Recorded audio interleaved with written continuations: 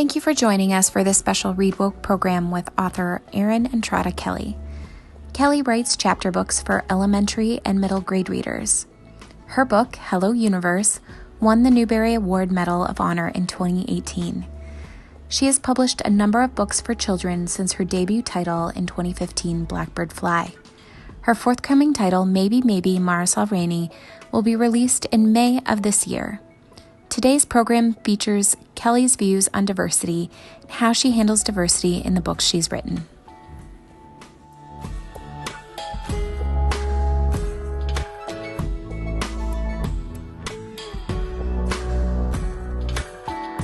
I would say I both do and do not include diversity purposefully. And what I mean by that is, I write the characters that the story demands. And, many of my books take place in a contemporary school setting. And the reality is that our society is very diverse.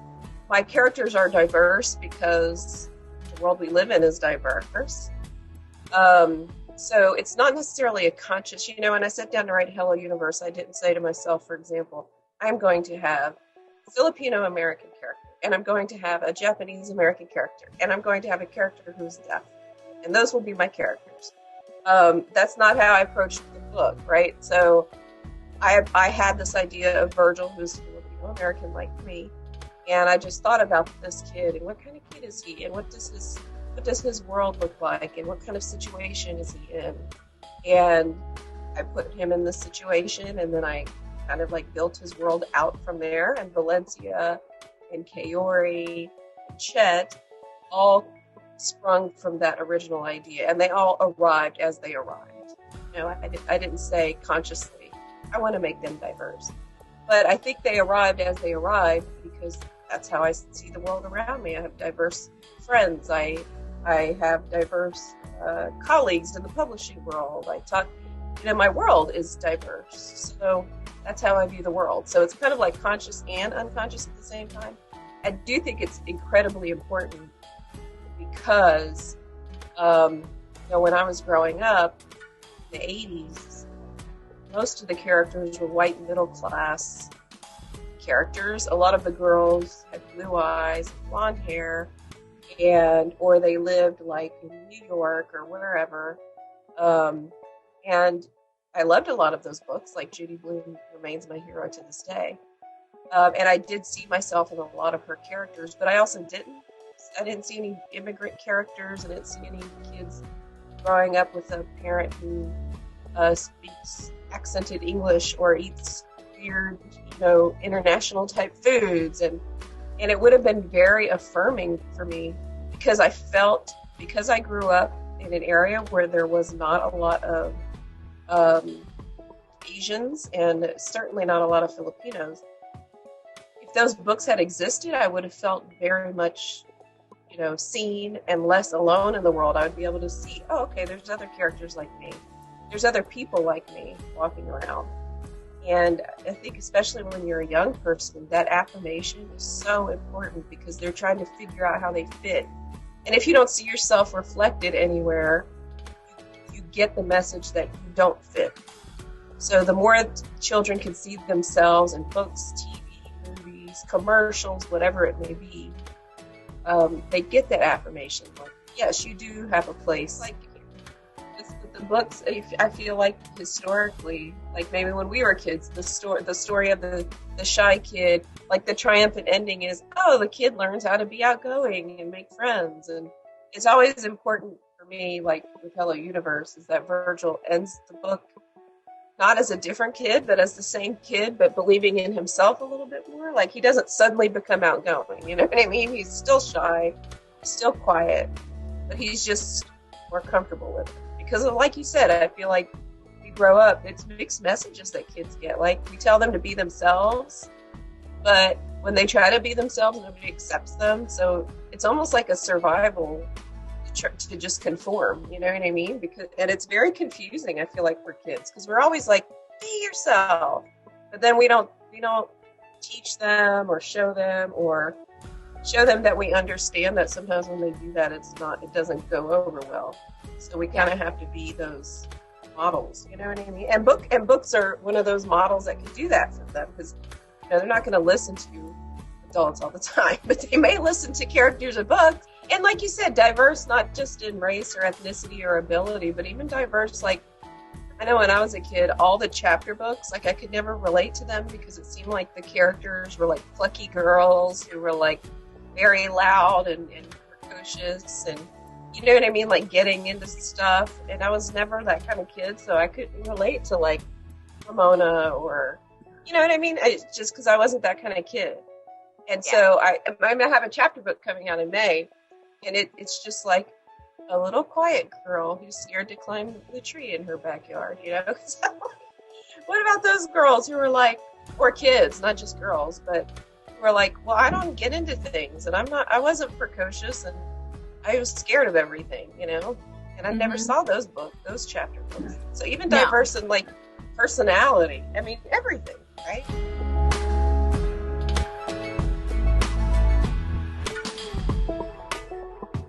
So Valencia was the hardest character for me to write because she's deaf and I'm hearing. And I had a lot of fears, valid fears, that I would disrespect a community when that was not at all my intention. So I thought a lot about Valencia, and she arrived in my imagination. And when she arrived in my imagination, she was a girl who was deaf. And there was a time when I was very, very afraid of, what am I trying to say? Afraid of inaccurate representation. So I thought, okay, she's just going to have to be hearing, because that's what I know. But it just did not fit, because that's not who she was when she arrived in my brain, in my imagination. So I thought, okay, if I'm going to do this, one thing that I felt was important is I did not want to center the deaf experience. So in other words, Valencia's story in the book is not that she is deaf, right? It's an aspect of her character. I would never set out to write a book about what it is like as a young girl to live as a deaf person. I would not write that book. I don't feel like I'm the right person for that book.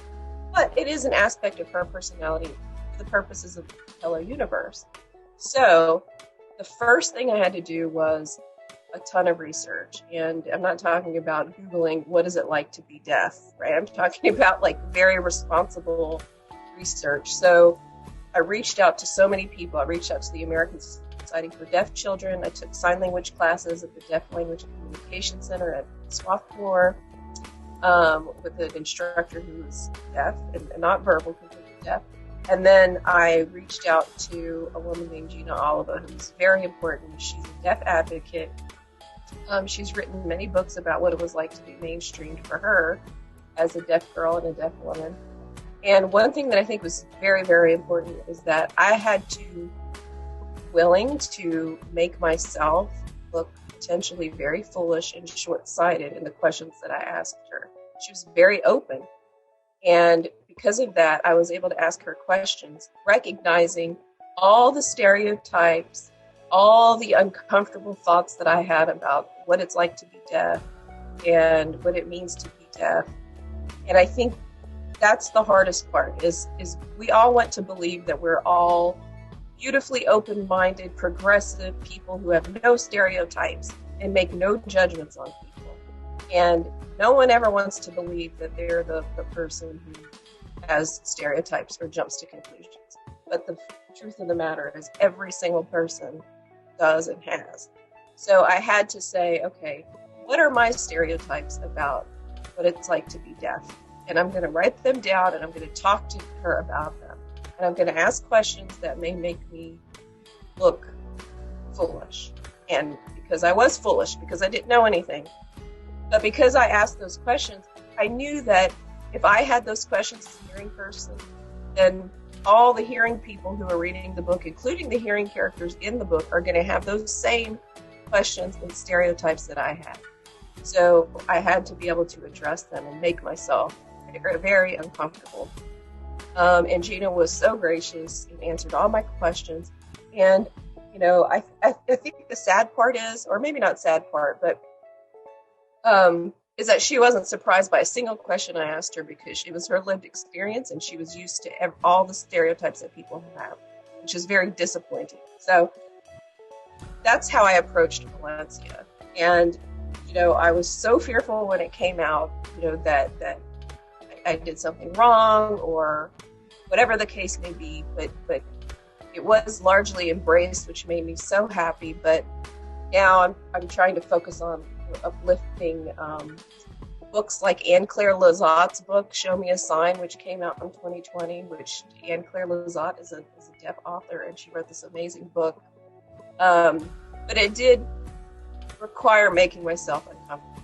And I think we have to be willing to make ourselves uncomfortable to evolve as not just writers, but as humans.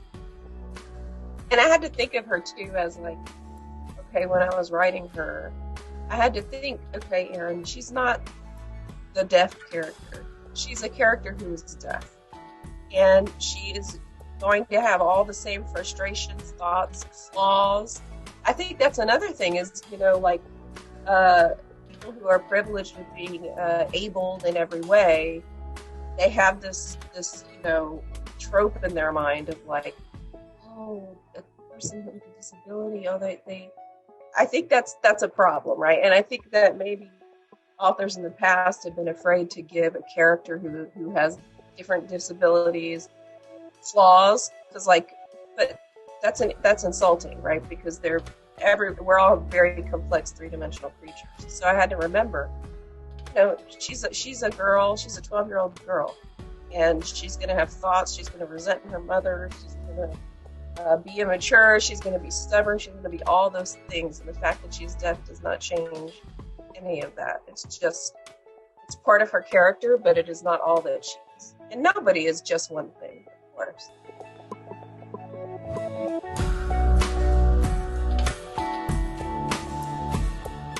Apple and Blackbird Fly, which was my very first book, it's very much me at that age, except instead of loving music like the Apple does, I love books and writing.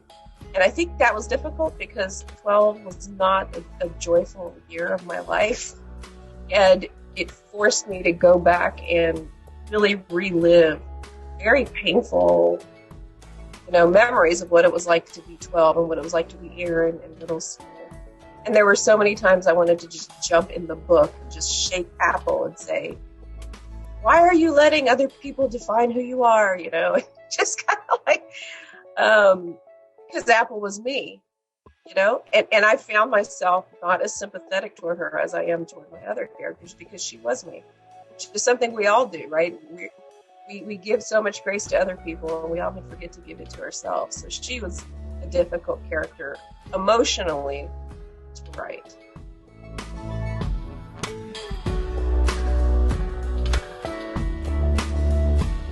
I love this question because no one has ever asked me this question. And I feel like it's an important part. For me, it was an important part of both of those books, Hello Universe and with Bird and Judith Resnick. And the answer is when I was a young girl and I felt, very alone and unprotected and kind of unmoored in the world, I absolutely had different imagined people that I would speak to. And it's kind of like a form of disassociation, right? Where you're in your room. Usually for me, it'd be nighttime. I'd be in my room because I hate nighttime and don't like the dark. And I would feel very sad and very unprotected, vulnerable, and I wanted to feel safe. So I created adult characters in my imagination who would sit with me and I would talk with them and they would keep me safe. And it's changed over the years. So when I was very young, let's say early elementary, mid-elementary school, it would be like angels, like guardian angels. I grew up very Catholic and my mother talked a lot about angels, so it would be that kind of thing. And then later it might be a friend, or it might be fill in the blank, right? At one point later, it's like a grandmother figure. So I've definitely had, not so much anymore, I think because I'm in a much better place, so I don't need it as much as I used to. But throughout childhood and into adulthood, I had those moments of I feel sad, I feel unsafe, I feel vulnerable. I need someone to take care of me. I don't have someone to take care of me, so I'm going to make my own someone. And because it was such a big element of my childhood and adolescence, that way of, kids are so resilient and they find ways when they're unprotected, when they are left to their own devices. Children will find ways to parent and comfort themselves. And often that follows them into adulthood and isn't always as healthy once you get to adulthood. But when you're a kid, you have to survive childhood. It's no small task. So that was one of the ways I survived. And it was such an important part of me that I used that as a resource when writing my books. So it's something that appears in Hello Universe. It appears in We Dream of Space when Bird talks to Judith Resnick. It appears in my second book, Later Forgotten Girls, when the older sister talks to her sister who has died. So it's definitely one of those things that kind of like keeps coming in. Yeah, because I think that was one of my survival mechanisms. So I think that's why it keeps finding its way in there. And I'm so thrilled that you pointed it out because no one else has ever asked me that question. And I think it's an important question because it's an important part of how I survived adolescence.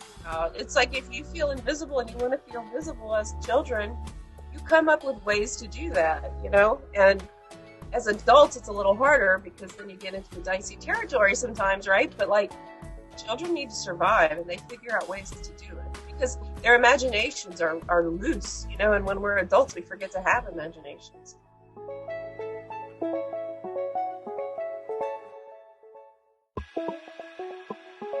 I'm going to say, Are You There, God? It's Me, Margaret. So Judy Blume, I read a lot of Judy Blume when I was growing up, and she was my absolute hero. I still adore and worship the throne of Judy Blume. I think the reason why her books resonated with me and many, many other kids like me is that it felt like she was in my brain. It's like, Judy, how did you get in my brain? How do you know what it's like to be me? There were things that her characters did that I would do that I thought no one else knew about, but somehow Judy Blume knew. Like imaginary boyfriends and like feelings of low self-esteem and like body shame, all those things that I thought nobody knew about. Judy Blume knew. So all her books are treasures, but Are You There, God? It's Me, Margaret is kind of a special treasure. And even though, I'm very different from Margaret, I'm also the same. And that's what's the magic of books. They're universal and specific at the same time.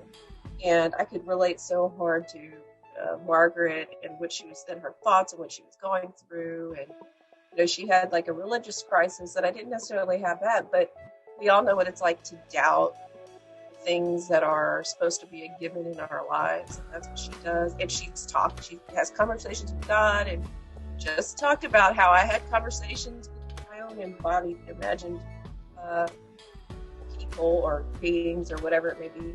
So I would say Judy Blume. And she influenced me, not just as a young reader, but reading her books made me want to write. So I started writing.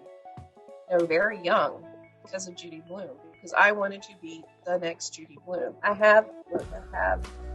This is like one of the stories I wrote, right? I mean, I wanted to be Judy Blume, so I wrote my own books.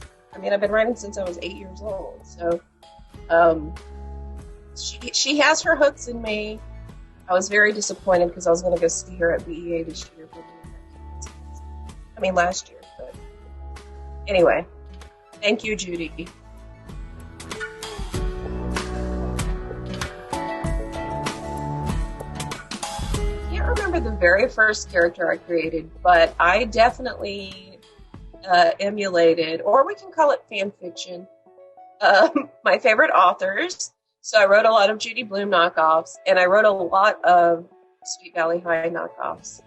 Except my twins, now Francine Pascal's twins were named Elizabeth and Jessica, as those of us, especially from the 80s, know well. Mine were called Cindy and Sandy. They were twins as well. They had brown hair. And those were very early stories. As I got older, now, as I'm sure you know, when we were young, middle grade was not this big burgeoning industry that it is now, unfortunately. So I kind of went from reading like Judy Blume to V.C. Andrews. So then I started writing a lot of V.C. Andrews type stories. So I would say that my early works, I can't remember exactly which characters were the first I created, but Cindy and Sandy, I can't remember their last name now, but Cindy and Sandy were definitely on that list of very early characters that I created.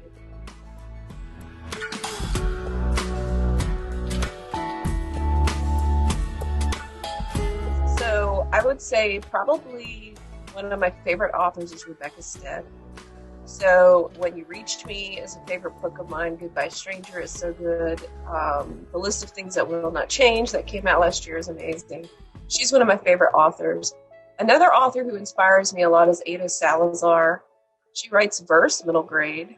And she had a book it wasn't last year, but it was The Moon Within. And ironically, we were just talking about Are You There, God? It's Me, Margaret. And this is kind of like, it came out in 2019.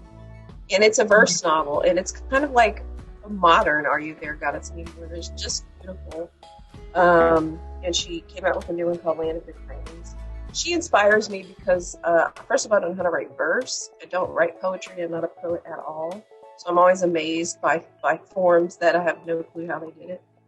And she, as a human, is just she's inclusive in her work. She's inclusive as a human being. She strives to be that, to walk the walk. So she inspires me as a human and as a writer.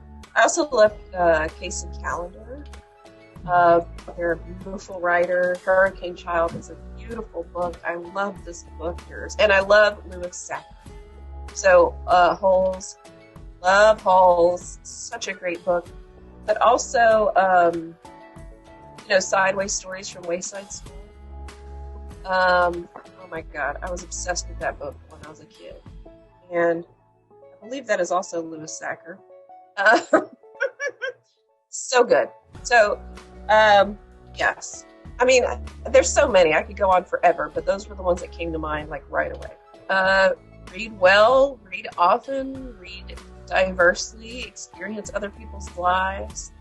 And we could do that through books, If you don't have a plane ticket, or especially right now, and you can't go globetrotting, that's what books are for. You can globetrot into other people's lives.